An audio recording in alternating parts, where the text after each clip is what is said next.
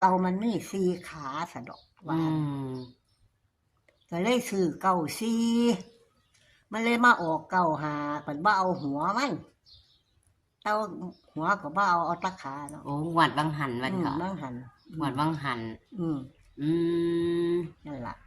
ไปตีให้กับอันมีใหญ่หลายฟังอยู่วันเถาะ ตีอยู่นี่ล่ะ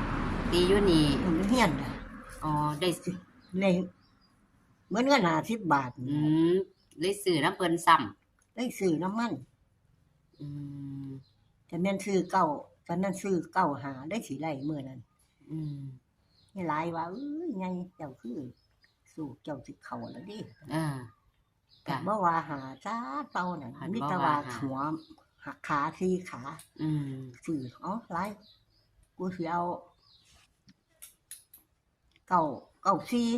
อืม ข้างบนข้างล่างไปเลยเป็น10เป็น20 บาทได้วางสิบนล่าง อันนี้เพิ่นเบางวดวังหันเด้อครับ นี่ล่ะ อืม นั่นล่ะงวดต่อกันไปต่อกันไปนำบางตัวมาเนาะ ค่ะบ่ได้มาบ่ฮู้จักว่าฝันเนาะ ฝันดีบานี้ยันเพื่อ73นั่น73แม่นบ่เฮาเพิ่นซื้อตาข้างบนบาดนี้มันเพิ่นมาออกข้างล่าง แต่ว่าได้73อยู่ 73